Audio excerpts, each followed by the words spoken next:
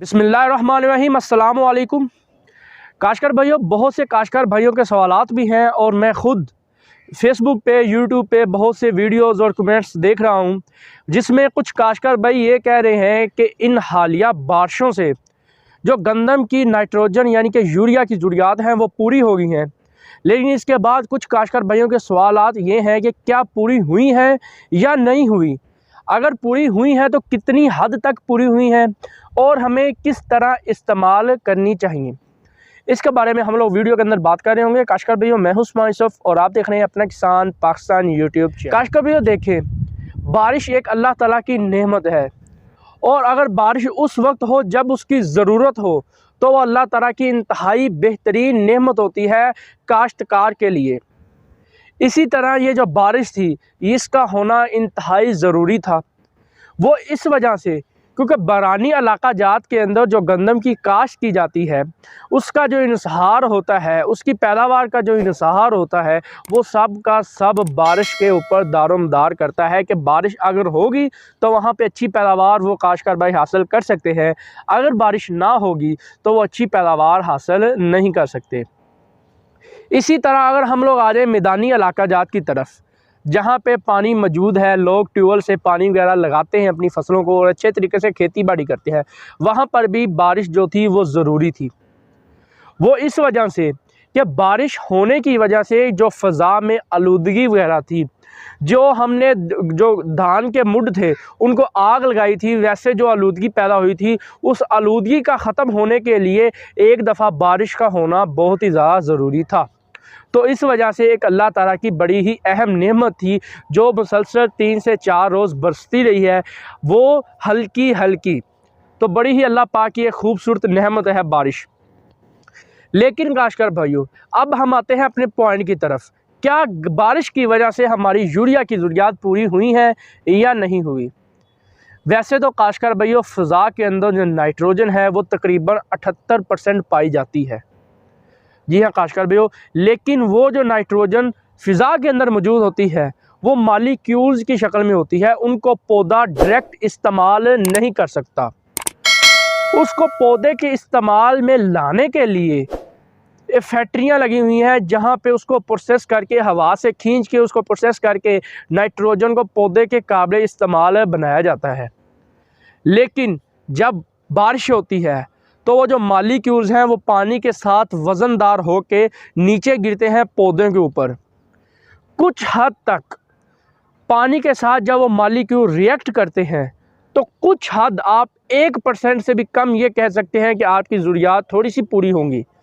लेकिन अगर यही नाइट्रोजन की जो गैस है जो फ़िज़ा में मालिक्यूल्स की शक्ल में मौजूद है, अगर इसका रिएक्शन जब आसमानी बिजली गड़कती है, चमकती है, अगर उस वक्त हो तो इसका जब रिएक्शन होना स्टार्ट हो जाता है और ये अपनी जो हालत है वो चेंज करती है और रिएक्शन होने के बाद फिर जब बरसती है, जब ज़मीन पे आती है तो उसको हम एचटी बारिश यानी कि तेज़ाबी बारिश बोलते हैं। और जो उस वक्त उसके चमकने की वजह से नाइट्रोजन ज़मीन पे आएगी, उस नाइट्रोजन के गिरने की वजह से हमारी 10% तक यूरिया खाद यानी कि नाइट्रोजन की जो ज़रूरियात हैं वो पौधों के अंदर पूरी होती हैं, वो भी उस सूरत के अंदर जब आसमानी बिजली चमकेगी। खासकर भी वो बाकी जो ज़रूरियात हैं 10% तो हमारी पूरी होगी, लेकिन इसके बाद जितनी हमारी 90% नाइट्रोजन की ज़रूरत है उसको पूरा करने के लिए हमें यूरिया का इस्तेमाल हमारे लिए इंतहाई ज़रूरी है। चाहे आप वो किसी तरह स्प्रे की सूरत में करें, छट्टे की सूरत में करें या जिस तरह मर्ज़ी करें। अगर आपकी ज़मीन के अंदर अच्छा खासा वत्तर अभी मौजूद है या पानी भी खड़ा हुआ है तो अगर आपको यूरिया खाद मिल रही है तो आप उसका लाके छट्टा कर दें। यूरिया खाद उस वत्तर से, उस पानी से जो आपकी ज़मीन के अंदर थोड़ा बहुत मौजूद है उससे ही हल होकर पौधे को मिल जाएगी, जो हमारे लिए फ़ायदेमंद रहेगी। अगर आप यूरिया इस्तेमाल नहीं करेंगे तो आप पैदावार कभी भी गंदम की एक अच्छी पैदावार हासिल नहीं कर सकते, जिसकी वजह से हमें बाद में गंदम के बुहरान भी देखने को मिल सकते हैं, जो हमारे लिए भी और हमारे मुल्क के लिए भी एक बहुत बड़ा मसला मसला बन सकता है। तो अगर आप आपकी फसल आपने लेट काश्त की हुई है, जैसा कि आप मेरे पीछे देख सकते हैं, तो इस तरह की ज़मीन जो पक्के वड की ज़मीन है या ऐसी ज़मीन जो वत्तर देर तक कायम रखती है, उसके अंदर आप यूरिया खाद का जो इस्तेमाल है वो आप छट्टे से कर दें, ताकि आप अच्छी पैदावार हासिल कर सकें। वो यूरिया खाद उस वत्तर के अंदर या उस पानी से जो उस ज़मीन के अंदर मौजूद है उसके अंदर हल होकर आपकी फसल को मिल जाएगा, जिससे आप एक अच्छी पैदावार हासिल भी कर सकेंगे। और अगर हम बात करें वो गंदम जिन्होंने अपनी शगुफ़ा शादी के मराहिल मुकम्मल कर लिए, उनको तो इस बारिश से कोई ज़्यादा नुकसान नहीं होगा, लेकिन चंद ऐसे काश्तकार भाई भी हैं जिन्होंने गंदम की लेट काश्त की थी, जैसा आप मेरे पीछे देख सकते हैं।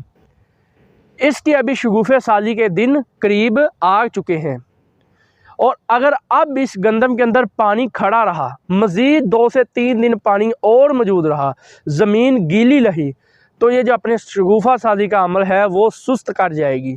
और इस वक्त इस गंदम को, इस स्टेज की गंदम को नाइट्रोजन की अशद ज़रूरत होती है काश्तकार भैया। और अगर हम इसको इस वक्त खुराक नहीं देंगे तो हमारा ये इसका पैदावार हम इससे हासिल नहीं कर सकते, क्योंकि बहुत से काश्तकार भाइयों के ये तसल्ली देते हैं अपने दिल को कि यार हुण बारिश हो गई है, हुण सानू खाद पाने की ज़रूरत नहीं, अल्लाह पाक की तरफों हमें सानू खाद मिल गई है।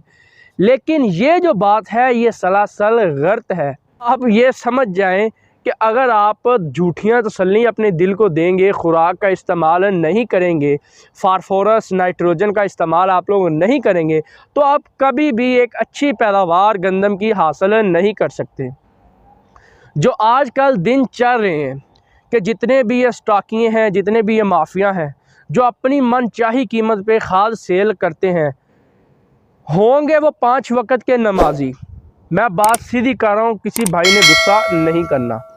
होंगे वो 5 वक्त के नमाजी, नमाज पढ़ के आएंगे, आके काउंटर पे बैठेंगे, कोई बंदा आया जी हमें 1 बोरी यूरिया चाहिए, लाए जी हमें 2300 दें, लाए जी हमें 2500 दें, लाए जी हमें 2800 दें। तो इस तरह वो सेल कर रहे हैं। बात कुछ काश्तकार ऐसे भी हैं जिन्होंने हमें बताया कि उनको 4-4 हज़ार रुपये तक यूरिया मिली है।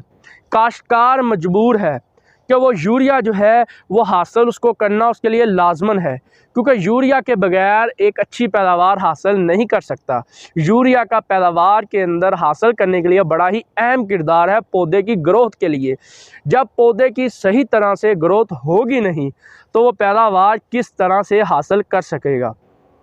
तो अल्लाह पाक से दुआ तो यही है कि ये जितने भी स्टॉकिया, जितने भी ये माफिया हैं, अल्लाह पाक उनको हदायत दे और वो जितना उसकी कीमत मुकर्रर है उस कीमत पे वो खाद देना शुरू कर दें।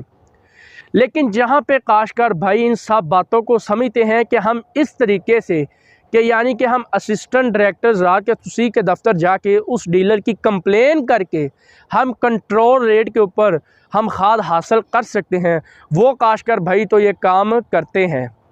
बाज़ इलाक़ों में काश्तकार भाई करते ये हैं कि डीलर के पास जाते हैं, उसको पैसे देते हैं, उसके पैसे देते हुए की वीडियो बना लेते हैं या रेट बोलते हुए की वीडियो बना लेते हैं। वो वीडियो इस वजह से बनाते हैं क्योंकि डीलर जो है वो पर्ची भी नहीं बना के दे रहा। अगर उससे पर्ची की डिमांड कोई बंदा जाके करता है तो वो कहता है जी खाद लेनी है लो, नहीं लेनी तो जाओ, कोई और बंदा ले जाएगा। वो पर्ची भी नहीं बना के देते। तो वो काश्तकार भाई उसकी वीडियो बनाते हैं, लाके असिस्टेंट डायरेक्टर ज़राअत के दफ्तर में दिखाते हैं और वहाँ पे रेट होती है। रेट होने के बाद जितनी भी खाद पकड़ी जाती है उसको कंट्रोल रेट के ऊपर सेल करते हैं और सेल करने के बाद वो जो डीलर होता है उसको 1 लाख से लेके 10 लाख के दरमियान जितना भी जुर्माना उस वक्त उन्होंने करना होता है वो उस बंदे को करते हैं। लेकिन बाद काश्तकार भाइयों को इन बातों का नहीं पता। लेकिन इसमें से ऐसे भी काश्तकार भाई मौजूद हैं जो ये काम करते हुए डरते हैं कि हमारे लिए बाद में कोई मसला दरपेश ना हो। तो इस वजह से भी ये माफिया जो है वो ताकतवर होते जा रहे हैं कि हमें जी किसी ने क्या कहना है, आएंगे एक बार कर जाएंगे, हम जुर्माना देंगे, हम अपना काम फिर शुरू कर लेंगे।